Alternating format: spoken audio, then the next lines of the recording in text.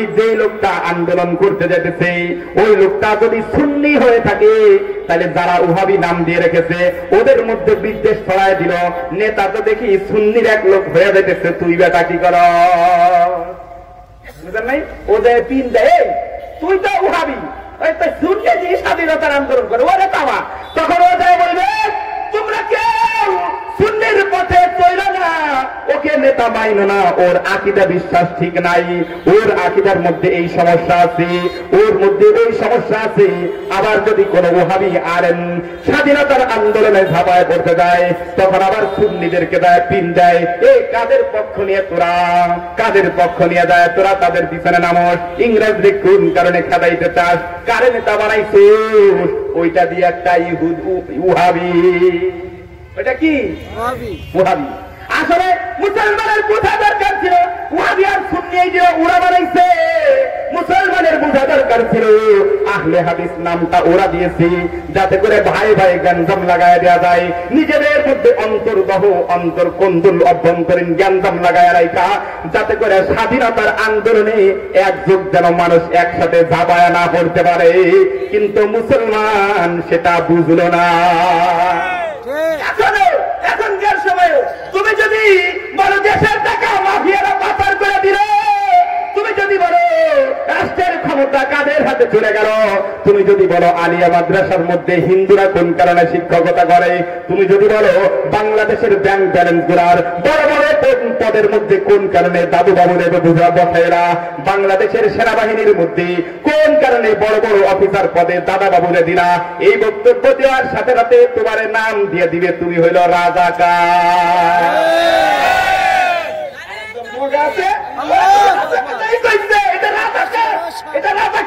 তখন তুমি মুক্তিযোদ্ধা আর রাজাকার দুই ভাইয়ের মধ্যে আপন দুই ভাইয়ের এক বাইরে লাগাই দিবে এটা মুক্তিযোদ্ধা, আর এক বাইরে বলবে এটা রাজাকার। মুক্তিযোদ্ধা আর রাজাকার কে কোনটা এটার আসলিয়াত বাইর করতে করতে তোমার দেশের টাকা সব বাহিরে চলে যাইব, তুমি বুঝতেই পারবে না কি হইতেছে। তোমার দেশের শিক্ষা ব্যবস্থা গেল কোথায় তুমি কি জানো? তোমার দেশের শিক্ষা ব্যবস্থার মধ্যে রামায়ণ প্রেরণের ব্যবস্থা হইতেছে, তোমার দেশের শিক্ষা ব্যবস্থার মধ্যে বেদ প্রেরণের ব্যবস্থা হইতেছে, কিন্তু কোরআন পড়ানোর ব্যবস্থা নাই।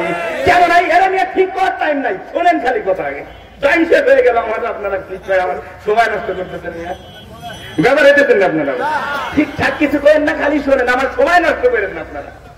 তাই তুমি বুঝো না, তুমি টের পাও নাই তোমার কি করতেছে।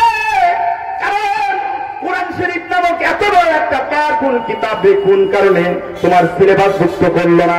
কেন তোমার সন্তানকে কোরআন শরীফ পড়ানোর ব্যবস্থা করলো না? কারণ কোরআন শরীফের মধ্যে স্বাধীনতার আন্দোলনের শিক্ষা আছে। কোরআন শরীফ যদি পড়ো তাহলে তুমি বুঝবা ফিরাউনের কাছে হযরতে মূসা আলাইহিস সালাতু ওয়াস সালাম বলেছিলেন তুমি আমার জাতিকে স্বাধীনতা দাও। এই আয়াতটা যখন তুমি পড়বা তখন তুমি মনে করবা যে আমার জাতিকে স্বাধীন করা দরকার। এই শিক্ষা তুমি কোরআন শরীফ থেকে যেন আর কোনদিন না পাও, এই জন্য তোমার সন্তানকে কোরআন শরীফের ব্যবস্থা করে নাই। চাকরির কোঠার মধ্যে যাইবা, দেবা তোমার চাকরির যা কোঠা তোমার পদ আছে তার চাইতে ওদের পাওয়ার বেশি।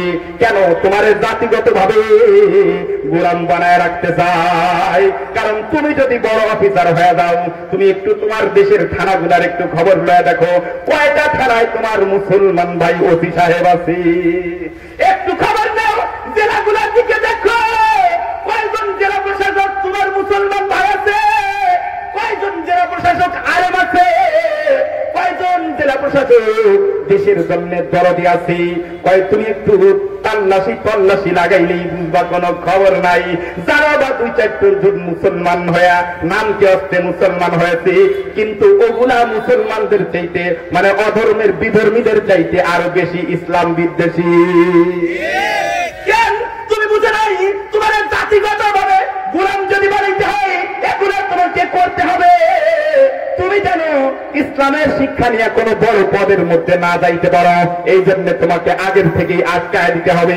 কিন্তু মুসলমান তুমি বুঝলা না, বুঝলা না, বুঝবা যখন বুঝবা তখন আর কাজ আরো দরকার হবে না। তাহলে কোন জাতিকে যদি গোলাম বানাইতে হয় তাহলে কি করতে হবে? তাদের নিজেদের মধ্যে জ্ঞানদান লাগাই দিতে হবে। তুমি এখন একটু তাকায় দেখো জ্ঞানদাম মুক্ত কোন জায়গা আছে। যারা তবলিগ জামাত করতো ওদের দল একটা ছিল, এখন এক লোক হলো, এক দল বানাইছে আপাতি, আর এক দল বানাইছে কি জানি তবলিগের মধ্যে দুই দল বানায় দিছে। কয়েকদিন আগে হেফাজতে ইসলাম ছিল এমন একটা দল যারা পুরো বাংলাদেশকে নাড়িয়ে চাড়িয়ে ফেলেছিল, নাস্তিক মুরতাদদের ঘুম হারাম করে দিয়েছিল। এখন সেই হেফাজতের মধ্যেও আবার দুই দল দাঁড়া করায় দিছে। পীরের সাথে এক পীরের মুরিদের সাথে আর এক পীরের মুরিদের জ্ঞানদাম লাগায় দিছে। মামুদুল হকের সাথে সাথে আর একজনের জ্ঞানদাম লাগায় দিছে। এক বক্তার সাথে আর এক বক্তার জ্ঞানদাম লাগায় দিছে, যেন তুমি একতার প্ল্যাটফর্মে কোনদিন জমায়েত না হইতে পারো। কিন্তু বলদ মুসলমান তুমি বুঝলা না, তুমি শুধু দেখলা ওরা ওহাবি, ওরা সুন্নি, ও আকীদার ঠিক নাই, ওর এই ঠিক নাই, এদিকে তোমার দেশের 12টা বাজানো সারা। কোন মুসলমান কোন জাতিকে যদি গোলাম বানাই যায় তাদেরকে নিষিদ্ধ আরোপ করতে হয়, তাদেরকে সব সময় আতঙ্কের মধ্যে রাখতে হয়। তার প্রমাণ তুমি দেখো, হযরতে মূসা আলাইহিস সালাতু ওয়াস সালামের সম্প্রদায়ের লোকগুলাকে পুরুষদেরকে মাইরা ফেলাইতো আর নারীদেরকে জিন্দা রাখতো।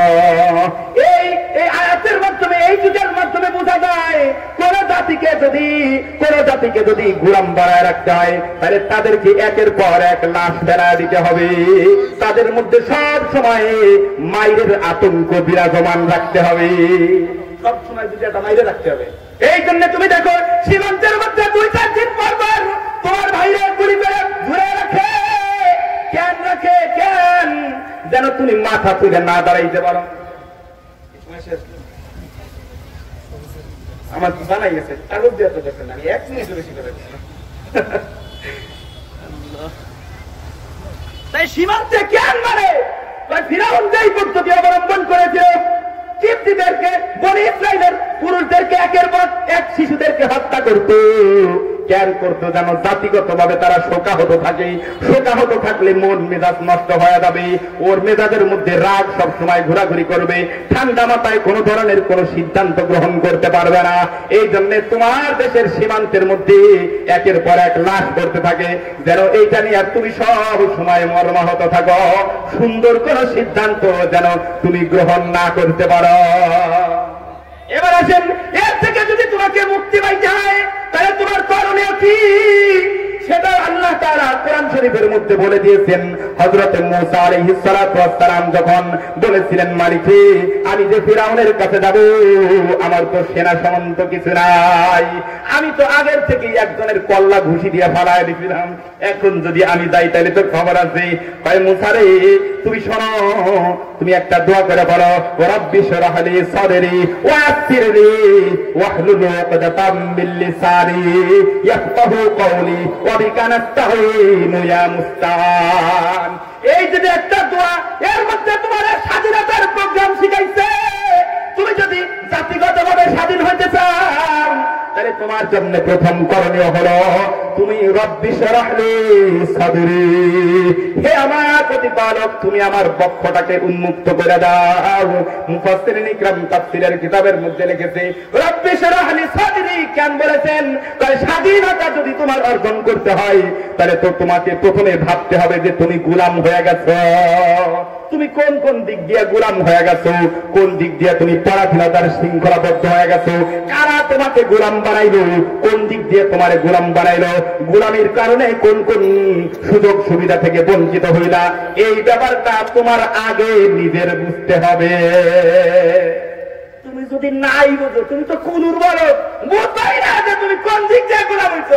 তুমি তো মনে করবো আমি দেশের বাচ্চা, যাই ভোট দিয়ে আসলাম, ও তো আগে এই কাম ছেড়ে লাগছে, দিনের কাম তো রাইতি হয়ে গেছে। কেন তুমি তো তাই ভোট দিয়ে কোনো মতো কুলুর বলদের মধ্যে ঘুরাইছো? হ্যাঁ, তুমি এই জন্য বলেছে রব্বি শরহ লি সাদরি, ও আমার প্রতিপালক তুমি আমার বক্ষকে উন্মোচন করে দাও।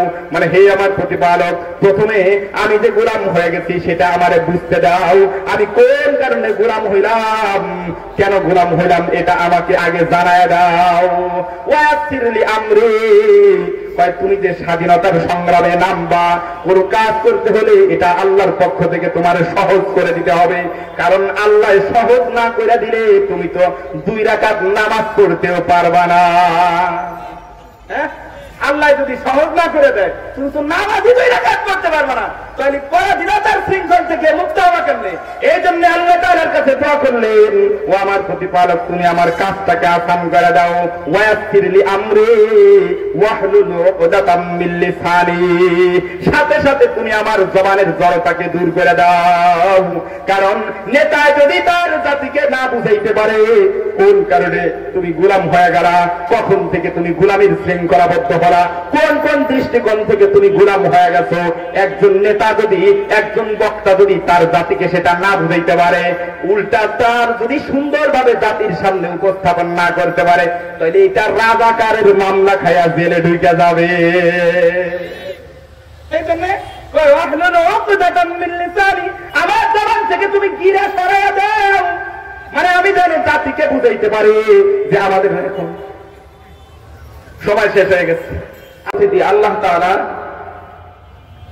হযরত মূসা আলাইহিস সালাতু ওয়াস সালামকে বললেন, ইযহাব ইলা ফিরআউন ইন্নাহু তাগা। আপনারা জেনে থাকবেন, আমরা ফরায়েদি ফরায়েদি আন্দোলনের ব্যানারে আজকে একত্রিত হয়েছি। আন্দোলন কেন করতে হবে? ফরায়েদি আন্দোলন আসলো কোথা থেকে? পৃথিবীতে একটা হলো স্বাধীনতা আর একটা হলো গোলামীর জিনজির। স্বাধীনতা অর্জন করা এটা প্রত্যেকটা মানুষের জন্য নৈতিক দায়িত্ব এবং ধর্মীয় দায়িত্ব। পৃথিবীতে আল্লাহ তাআলা মানুষকে স্বাধীনতার নিয়ামত দান করেছেন। যদি কোন শক্তি, অপশক্তি, পরাশক্তি কোন জাতিকে পরাধীনতার শৃঙ্খলাবদ্ধ করতে চায়, তাহলে ধর্মীয় ভাবে তাদের দায়িত্ব হয়ে পড়ে যে তারা যেন পরাধীনতার শৃঙ্খল ছিঁড়ে স্বাধীনতার মূল্য পরিধান করে। এটা তাদের দায়িত্ব, এটা তাদের দায়িত্ব। পৃথিবীতে আদম আলাইহিস সালাতু ওয়াস সালামের পরে যতবার স্বৈর শাসক পৃথিবীতে আগমন করেছে, যারা মানুষকে জাতিগতভাবে দমন করে, রাষ্ট্রীয়ভাবে নিপীড়ন করে একটা দেশ বা একটা জাতিকে গোলাম বানিয়ে দিতে চেয়েছে, তারা 4টা কাজ করেছে। মূলত কয়টা কাজ করেছে বলেন তো? 4টা কাজ করছে। কোন জাতিকে, কোন দেশকে জাতি এবং দেশের বিবেচনায় গোলাম বানিয়ে ফেলতে হলে তাদের বিরুদ্ধে 4টা কাজ করতে হয়, যেটা কোরআনে হাকিম বর্ণনা করে দিয়েছে। ফিরাউন একটা জাতি, বনি ইসরাইল জাতিকে জাতিগত ভাবে গোলাম বানিয়ে ফেলেছিল। কি করেছিল? জাতিগত ভাবে গোলাম বানিয়ে ফেলেছিল। সে তার যে জাতিকে গোলাম বানিয়েছিল তাদের বিরুদ্ধে 4টা কাজ করেছিল। এই গোলামিটা থেকে মুক্তি দেওয়ার জন্য, এই গোলামের জিনজির থেকে মুক্তি দেওয়ার জন্য একজন জলিল কদর নবী আল্লাহ তাআলা পাঠিয়ে দিয়েছিলেন। তার দায়িত্ব ছিল গোলামের শৃঙ্খল থেকে মুক্ত করে দেওয়া জাতিকে। ফিরাউন এই জাতির উপরে 4টা কাজ করল। 1 নম্বরে সে বনি ইসরাইলদের জাতিগত যে অর্থনৈতিক একটা মেরুদণ্ড আছে এটাকে ভেঙে দিল। কোন জাতিকে জাতিগতভাবে গোলামে পরিণত করতে হলে 1 নম্বরে তাদের অর্থনীতির চাকাকে অচল করে দিতে হবে, ইনকামের রাস্তাকে বন্ধ করে দিতে হবে, যেন সে সামাজিকভাবে অর্থনৈতিক কমজোরের কারণে, অর্থনৈতিক অসচ্ছলতার কারণে যেন সে অন্তরের মধ্যে থেকে হীনমন্যতায় ভোগে। পকেটে টাকা না থাকলে কল্লায় জোর থাকে না, টাকা পয়সা থাকতে হবে। এজন্য কোন জাতিকে গোলাম বানায় দিতে হলে 1 নম্বর কাজ করতে হবে যে তাদেরকে অর্থনৈতিক ভাবে পঙ্গু করে দিতে হবে। ফিরাউন এই কাজটা করল। 2 নম্বর কাজ, কোন জাতিকে গোলাম বানিয়ে দিতে হলে তাদের শিক্ষার যে ব্যবস্থা আছে, তাদের জাতিগত শিক্ষা ব্যবস্থা ধ্বংস করে দিতে হবে, যেন তাদের জাতিগত ভাবে কোন শিক্ষা ব্যবস্থাই আর না থাকে। তাদের জাত সত্তার পরিচয় যেন তারা ভুলে যায়, তারা কাদের সন্তান, তারা কোথার থেকে এসেছে, সামাজিক তাদের স্ট্যাটাসটা কি, তাদের মর্যাদাটা কি, আত্মপরিচয় যেন ভুলে যায়। আত্মপরিচয় মানুষ তখন ভুলবে যখন তাদের শিক্ষা ব্যবস্থা নড়বড়ে হয়ে যাবে, নড়বড়ে হয়ে যাবে। ফিরাউন বনি ইসরাইলকে জাতিগত ভাবে মূর্খ বানায় দিল। 3 নম্বর যে কাজটা করতে হবে, কোন জাতিকে যদি গোলাম বানাতে হয়, 3য় নম্বর কাজটা করতে হবে, তাদের সামাজিক যে মান মর্যাদা আছে, তাদের যে সামাজিক অবস্থানটা আছে, কোন কৌশলে সামাজিক ভাবে তাদেরকে হেয় প্রতিপন্ন করে দিতে হবে। যেন তাদেরকে আর কেউ সম্মান না করে, ওই জাতিটাকে, ওই গোষ্ঠীটাকে বদনাম ছড়াই দিতে হবে সমাজের মধ্যে। ফিরাউন এই কাজটা করল।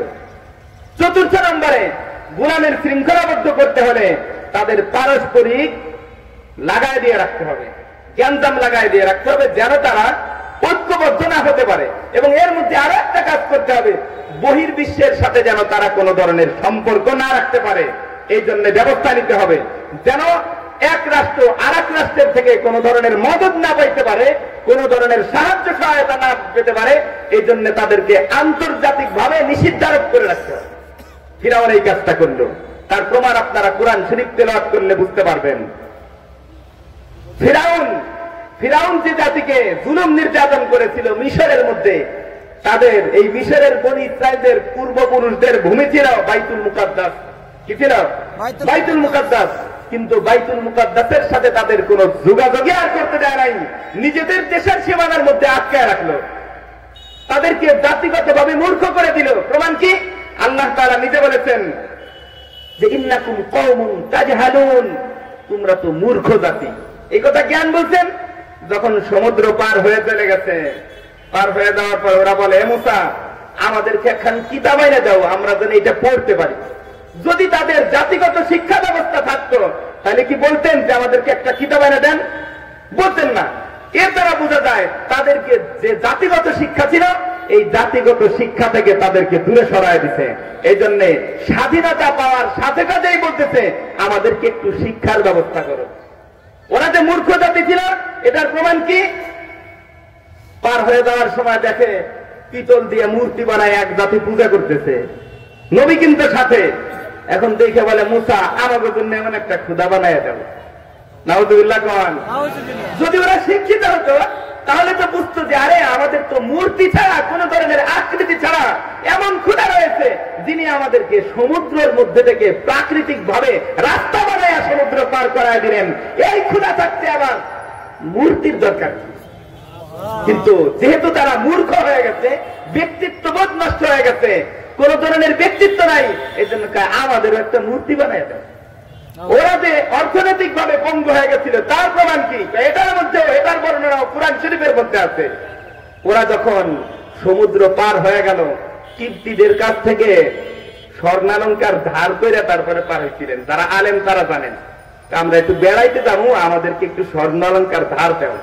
যদি কারো নিজস্ব স্বর্ণালঙ্কার ভালো ভালো পোশাক থাকে, কারো কাছে যায় কি ধার আলাপ করে না? তার মানে বোঝা গেল যে তাদেরকে অর্থনৈতিক ভাবেও পঙ্গু করে দিয়েছিল, অর্থনৈতিক ভাবেও তাদেরকে শেষ করে দিয়েছিল। তাহলে তাদের বহির্বিশ্বের সাথে সম্পর্ক নষ্ট করে দিল ফিরাউন, তাদেরকে জাতিগত শিক্ষা থেকে বঞ্চিত করলো। আবার নিজেদের মধ্যে তো অন্তর্দ্বন্দ্ব লাগাই রাখছে। কিপ্তির সাথে বনি ইসরাইলের মারামারি লাগিয়েই থাকে। আপনারা সবাই জানেন যে মুসা আলাইহিস সালাম ঘুষিয়াটা দিয়ে কিপ্তির কল্লা ফালাই দিছিল 40 হাত দূরে। তার মানে কি? ওদের নিজেদের মধ্যে জ্ঞানজাম লাগিয়ে থাকে, লাগাই দিয়ে রাখতো। এই ফিরাউন যে করা কৌশলগুলো অবলম্বন করেছিল, ফিরাউন থেকে নিয়ে কিয়ামত পর্যন্ত যত মানুষ পৃথিবীতে আসবে, যত স্বৈর শাসক পৃথিবীতে আসবে, সকলেই এই চার নীতি অবলম্বন করে জাতিকে তারা পথভ্রষ্ট করবে এবং জাতিকে তারা গোলামীর শৃঙ্খলাবদ্ধ করে রাখবে। এর প্রমাণ আপনারা আরো স্পষ্ট ভাবে পাবেন। 800 বছর যখন ভারতবর্ষ মুসলমানরা শাসন করলো, কয় বছর? জোরে কোন। 800 বছর পর্যন্ত শাসন করলো মুসলমানেরা। এত বছর শাসন করবার পরে ইংরেজরা ফলে বলে কলে কৌশলে ব্যবসা করবে, ইংরেজরা আমাদেরকে অনেক কিছু দিয়ে দিবে, একেবারে দিয়ে দিবার মন মানসিকতায় যখন ধীরে ধীরে ঢুকলো, আস্তে আস্তে দীর্ঘ 50 বছর পর্যন্ত তারা ক্ষমতার মসনদে যায় নাই।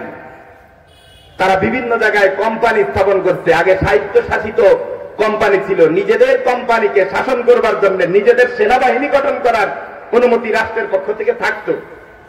এইভাবে তারা কোম্পানি যখন গঠন করলো, ধীরে ধীরে ধীরে ধীরে যখন আস্তে আস্তে রাষ্ট্রের ক্ষমতার দিকে অগ্রসর হলো, এবার ক্ষমতায় বসার সাথেই কিন্তু জুলুম শুরু করে নাই। তারা ধীরে ধীরে মুসলমানদের বিরুদ্ধে আগ্রাসন চালানো শুরু করলো। 1771 সালে তারা দেখলো মুসলমানদের হাত থেকে আমরা ক্ষমতা নিয়ে গেলাম, তাদেরকে বিভিন্নভাবে জুলুম নির্যাতন করলাম, এখনো তো তাদেরকে দমায় রাখা যাইতেছে না। তাই কারণ কি, কিভাবে তাদেরকে দমানো যায়? ওরা দেখলো মুসলমানদের লক্ষ লক্ষ দ্বীনি প্রতিষ্ঠান আছে, এই দ্বীনি প্রতিষ্ঠান থেকে তাদের নিজস্ব ভাষা জ্ঞান আছে, নিজস্ব একটা জাতিগত শিক্ষা আছে। এই শিক্ষার কারণে প্রত্যেক ঘরে ঘরে বড় বড় আলেম তৈরি হয়েছে, সচেতন নাগরিক হয়েছে, ওরা নিজেদের প্রতিষ্ঠান চালু রেখেছে। এখন এই প্রতিষ্ঠানকে কিভাবে বন্ধ করা যায়? অর্থনৈতিক ভাবে তাদেরকে পঙ্গু করে দিতে হবে। অর্থনীতি যদি পঙ্গু করে দেওয়া যায় তাহলে শিক্ষা প্রতিষ্ঠান এমনিতেই বন্ধ হয়ে যাবে।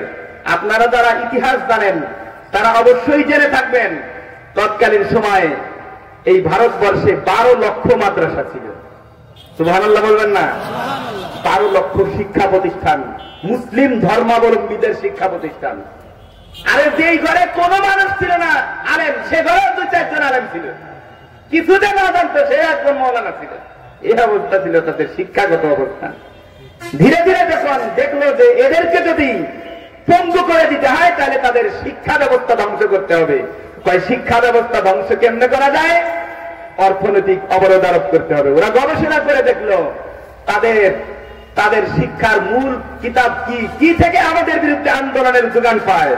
দেখলো কুরআন শরীফ আছে, ইযহাব ইলা ফিরাউন ইন্নাহু তাগা ওয়াজাহিদু ফিল্লাহি হাক্কা জিহাদি ওয়াজতাবাকুম। কুরআন শরীফ গুলা তারা পড়তে লাগলো।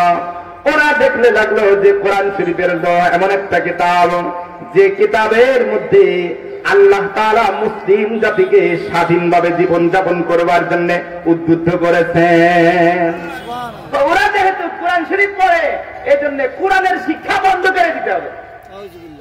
কোরআনের শিক্ষা কেমন করে বন্ধ করা যায়? ওরা গবেষণা করে দেখলো যে তাদের শিক্ষা প্রতিষ্ঠানগুলি রয়েছে, এখান থেকে বড় বড় মুহাদ্দিস বের হয়, এখান থেকে বড় বড় মুফাসসিরে কোরআন বের হয়। তাই প্রথমেই তাদের শিক্ষা ব্যবস্থাটাকে বন্ধ করে দিতে হবে।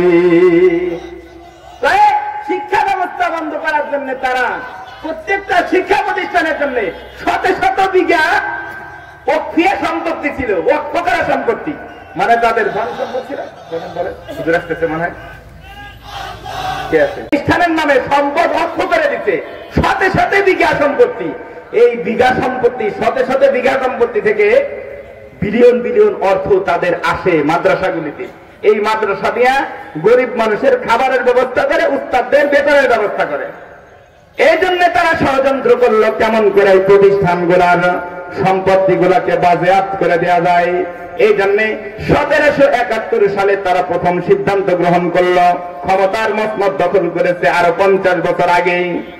দখল করবার পরে 1771 সালে তারা সিদ্ধান্ত গ্রহণ করলো যত মাদ্রাসাগুলি আছে, এই মাদ্রাসার নামে যত সম্পদ গুলা বরাদ্দ আছে সবগুলা রাষ্ট্রের আয়ত্তে নিয়ে যাওয়া হবে, রাষ্ট্রের সম্পদ বানায় ফেলা হবে। বুঝাইলো তোমাদেরকে আমরা নিজেরা অর্থ সম্পদ দিয়ে প্রতিষ্ঠান চালাবো, তোমাদের মাদ্রাসার নামে আর সম্পদ থাকবে না। কিন্তু প্রথমে যখন তারা 71 সালে যখন এই সিদ্ধান্ত গ্রহণ করলো, ভারতবর্ষের মানুষগুলো সব তাদের চালাকি বুঝে ফেললো। ওরা বলল দান যাবে কিন্তু প্রতিষ্ঠানের সম্পদ দিতে দিব না। এই জন্য 71 গেল, 72 গেল, এরপরে 73 চলে আসলো। তারপরে তারা এই আন্দোলনে বিফল হলো। এই আইন পাশ করবার পরেও তারা বাস্তবায়ন করতে পারলো না। এরপরে 1834 খ্রিস্টাব্দে যখন আসলো, দীর্ঘদিন পরে আবার নতুন করে আইন পাশ করা যত মুসলমানদের নামে যত শিক্ষা প্রতিষ্ঠান ছিল, শিক্ষা প্রতিষ্ঠানের নামে যত সম্পদ বরাদ্দ ছিল, সমস্ত সম্পদ গুলা খাস জমির নাম দিয়া সব সরকার নিয়ে গেল। এখন উস্তাদরা যেই টাকাতে বেতন নিবে, যেই প্রতিষ্ঠান থেকে আসা অর্থ দিয়ে বেতন নিবে, গরিব গুরাবাদেরকে যা খাওয়াবে তা তো ইংরেজ সরকার নিয়ে গেছে। যা কিছু প্রতিষ্ঠানের অর্থ সম্পদ ছিল, অল্প দিনের মধ্যে যখন সম্পদ গুলো ফুরায় গেল, অর্থনীতির চাকা তখন সচ্ছল হয়ে গেল, বন্ধ হয়ে গেল। অর্থনীতির চাকার ঘূর্ণেও মানে তা যখন বন্ধ হয়ে গেল, ভারতবর্ষের লক্ষ লক্ষ মুসলমান আলেম বেকার হয়ে গেল। কারণ মাদ্রাসা থেকে বেতন দিতে পারে না, অক্ষয় সম্পত্তি নাই, বেতন দিবে কোন জায়গা থেকে? এবার যখন লক্ষ লক্ষ প্রতিষ্ঠান বন্ধ হয়ে গেল, আলেম ওলামারা যারা চাকরি করতেন তারাও সেখান থেকে বের হয়ে গেল, জীবিকার সন্ধানে তারা পথে পথে ঘুরতে লাগলো। আর যারা সম্মানিত মানুষ ছিল, সমাজের যারা মাথা ছিল, শিক্ষক ছিল, এই লোকগুলা পেটের তাড়নায়, ক্ষুধার যন্ত্রণায় নিম্নমানের কাজে লাগিয়ে গেল। এই যে গোলাম বানানো শুরু করে, ওরা তখন ঘোষণা দিয়ে দিল, এখন থেকে ভারতবর্ষে যদি ইংরেজদের অধীনে কোনো চাকরি নিতে হয়, তাইলে মাদ্রাসার যারা শিক্ষিত আছে তাদের কোনো চাকরি আর হবে না। বলেছিলাম কোন জাতিকে গোলাম বানাইতে হলে তাদের শিক্ষা ব্যবস্থা ধ্বংস করে দিতে হবে। মুসলমানের শিক্ষা ব্যবস্থা যখন তারা একেবারে অবৈধ ঘোষণা করে দিল, তখন তারা এমন একটা শিক্ষা ব্যবস্থার প্রচলন করলো। ডব্লিউ হান্টিং তার বই হামারে ভারত কা মুসলমান নামক কিতাবের মধ্যে লিখেছে যে আমরা এমন একটা শিক্ষা ব্যবস্থার প্রচলন করলাম, যেই শিক্ষা ব্যবস্থায় যদি কোনো মুসলমান এবং যদি কোনো ভারতবর্ষের মানুষ লেখাপড়া করে, তাইলে ওরা আকার আকৃতিতে বর্ণতে যদিও ভারতবর্ষের থাকবে, কিন্তু মগজে ওরা সব ইংরেজ হয়ে যাবে। বুঝলেন? ওদের চেহারা সুরাত গায়ের রং যদিও হিন্দুস্তানি থাকবে, কিন্তু মন মেজাজ সব কোথায় হয়ে যাবে?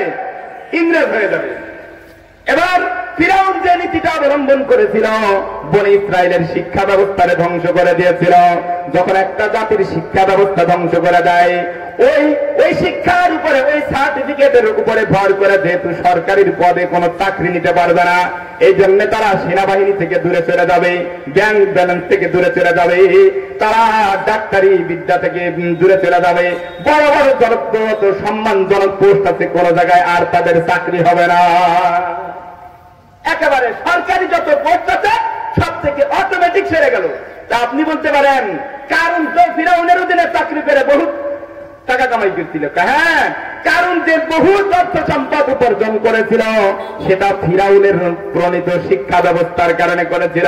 সে নিজে তাওরাতের শিক্ষার কারণে সম্পদ পায় নাই, বরং ফিরাউন যে শিক্ষা ব্যবস্থা চালু করেছিল ওই শিক্ষা ব্যবস্থায় সে শিক্ষিত হইয়া পিস্কার হয়ে গেছিল বলে বহু সম্পদের মালিক হয়েছিল।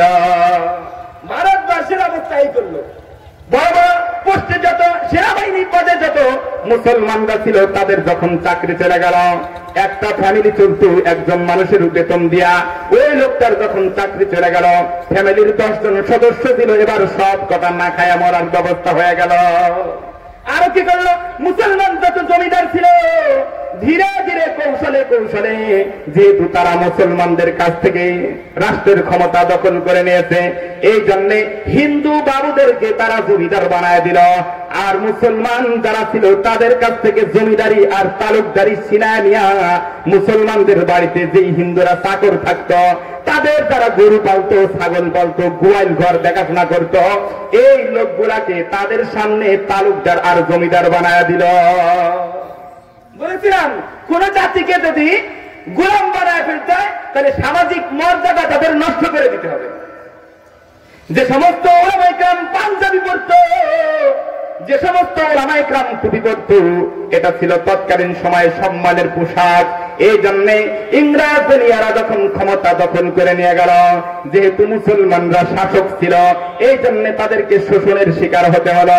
মুসলমানের পোশাকটা যেহেতু ভারতবর্ষে পাঞ্জাবিটা সম্মানিত ছিল, মুসলমানদের খলিফা যেহেতু তারা ইজ্জত করত, সম্মান করত, এই জন্য যারা জামা কাপড় সিলায় তাদের নাম খলিফা দিয়া দিল। কারণ বদনাম তো করতে হবে। বলছিলাম কোন জাতিকে যদি গোলাম বানাইতে হয় তাহলে সামাজিক মর্যাদা ধ্বংস করে তাদের বদনাম করে দিতে হয়।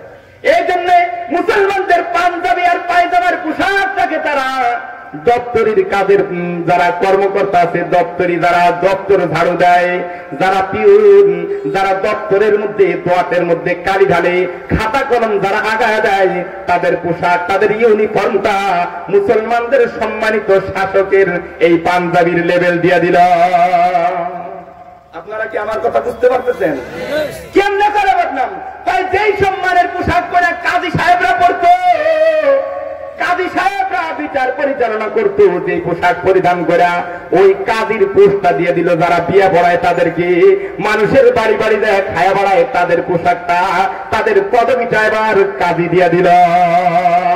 এর কারণে মুসলিম যারা বিচারক ছিল, কাজীর নাম নিয়ে যারা সম্মান পাইত, তাদেরকে সমাজের চোখে বেইজ্জত করে দিল।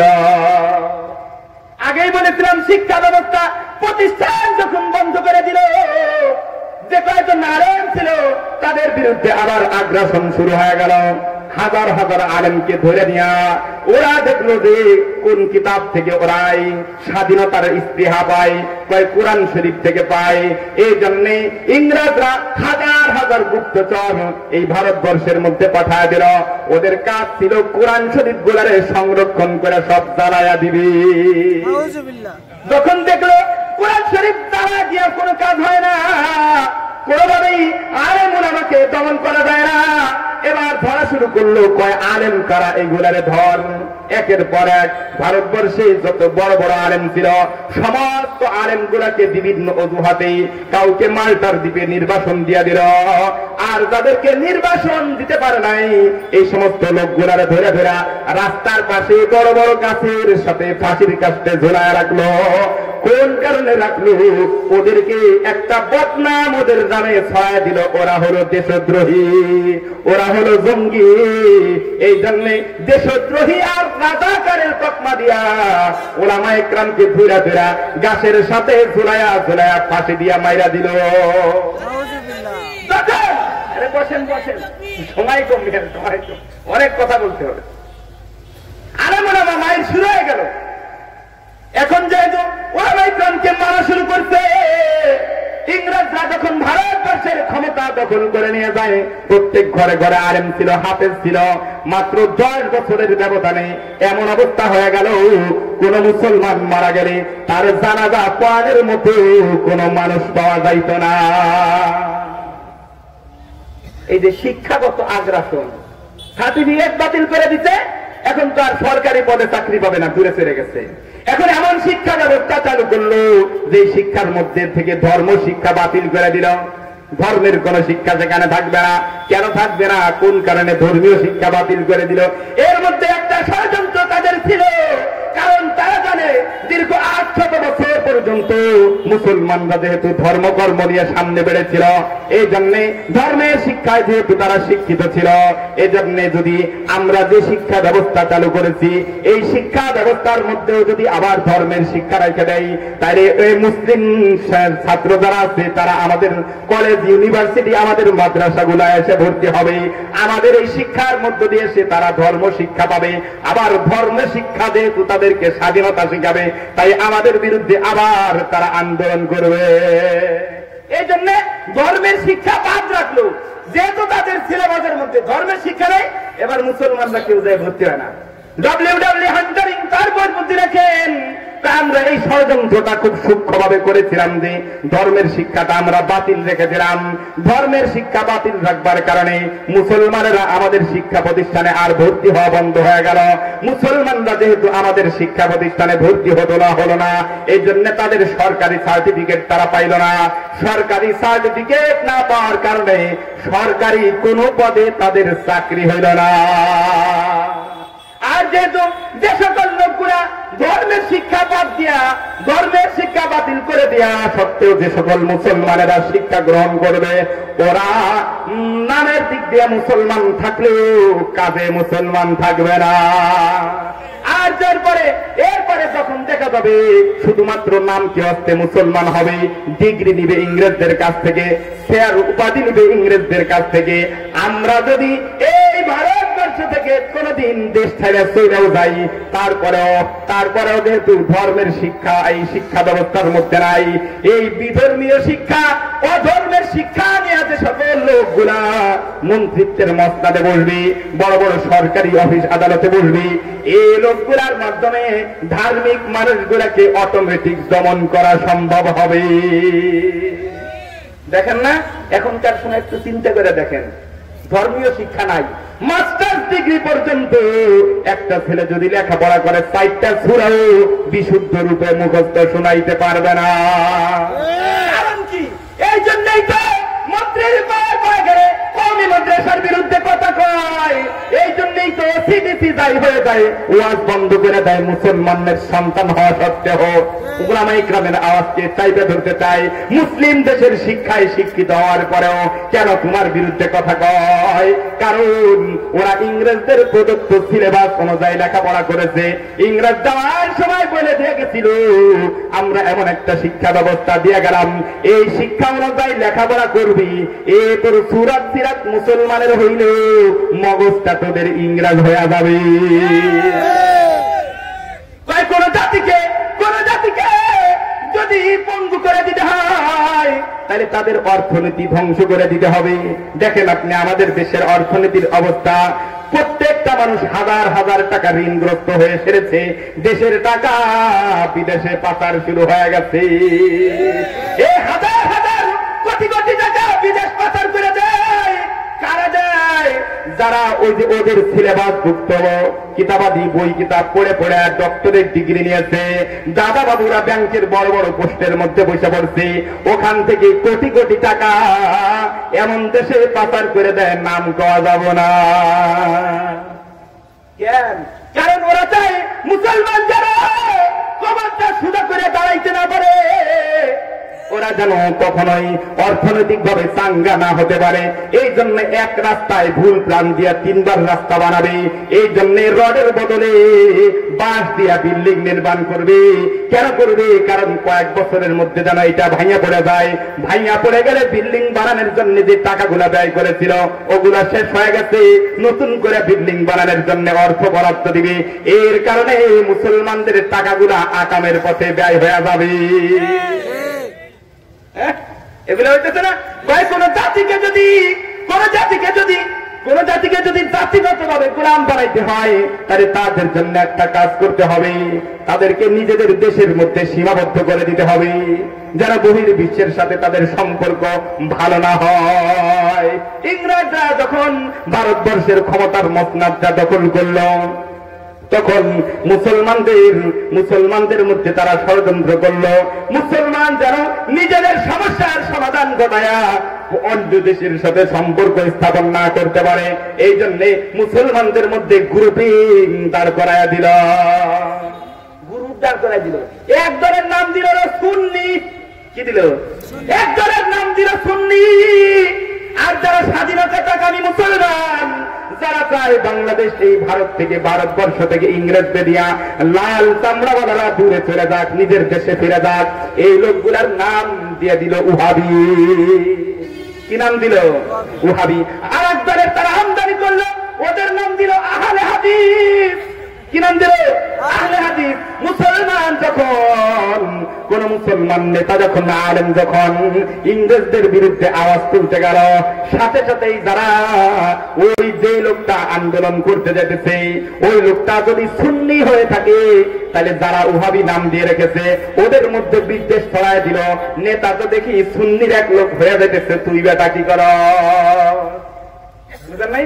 ওদের পিন দেয়, তুই তো উহাবি, শুনলে যে স্বাধীনতার আন্দোলন করে ওরা তাওয়া, তখন ওদের বলবে তোমরা কেউ সুন্নির পথে চলো না, ওকে নেতা মাইনো না, ওর আকীদা বিশ্বাস ঠিক নাই, ওর আকীদার মধ্যে এই সমস্যা আছে, ওর মধ্যে এই সমস্যা আছে। আবার যদি কোনো ওহাবি আলেম স্বাধীনতার আন্দোলনে ঝাঁপায় পড়তে যায়, তখন আবার সুন্নিদেরকে দেয় পিন দেয়, এই কাদের পক্ষ নিয়ে তোরা, কাদের পক্ষ নিয়ে যায় তোরা, তাদের পিছনে নামস, ইংরেজদের কোন কারণে খেদাইতে চাস, কারে নেতা বানাইছে, ওইটা দিয়ে একটা উহাবি। ওইটা কি? উহাবি।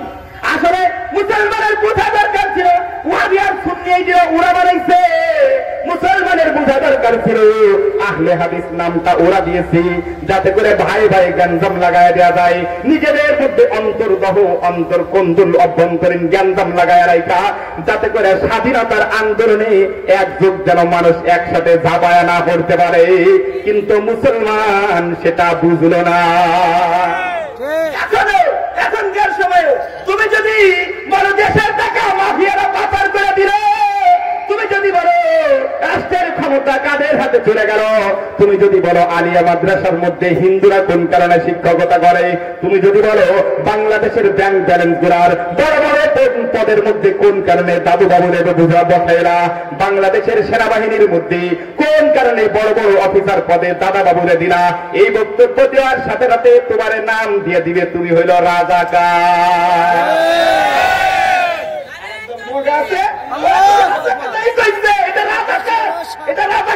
তখন তুমি মুক্তিযোদ্ধা আর রাজাকার দুই ভাইয়ের মধ্যে আপন দুই ভাইয়ের এক বাইরে লাগাই দিবে এটা মুক্তিযোদ্ধা, আর এক বাইরে বলবে এটা রাজাকার।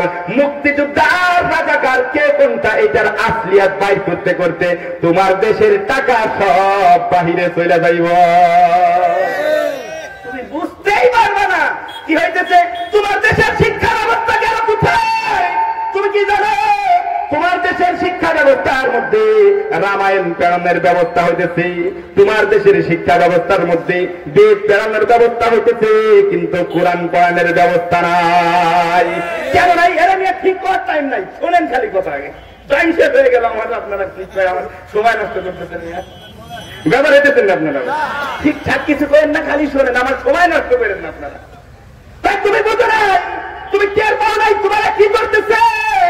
কারণ কোরআন শরীফ নামক এত বড় একটা পাওয়ারফুল কিতাবে কোন কারণে তোমার সিলেবাস যুক্ত করলো না? কেন তোমার সন্তানকে কোরআন শরীফ পড়ানোর ব্যবস্থা করলো না? কারণ কোরআন শরীফের মধ্যে স্বাধীনতার আন্দোলনের শিক্ষা আছে। কোরআন শরীফ যদি পড়ো তাহলে তুমি বুঝবা ফিরাউনের কাছে হযরতে মূসা আলাইহিস সালাতু ওয়াস সালাম বলেছিলেন তুমি আমার জাতিকে স্বাধীনতা দাও। এই আয়াতটা যখন তুমি পড়বা তখন তুমি মনে করবা যে আমার জাতিকে স্বাধীন করা দরকার। এই শিক্ষা তুমি কোরআন শরীফ থেকে যেন আর কোনদিন না পাও, এই জন্য তোমার সন্তানকে কোরআন শরীফের ব্যবস্থা করে নাই। চাকরির কোঠার মধ্যে যাইবা, দেবা তোমার চাকরির যা কোঠা তোমার পদ আছে তার চাইতে ওদের পাওয়ার বেশি।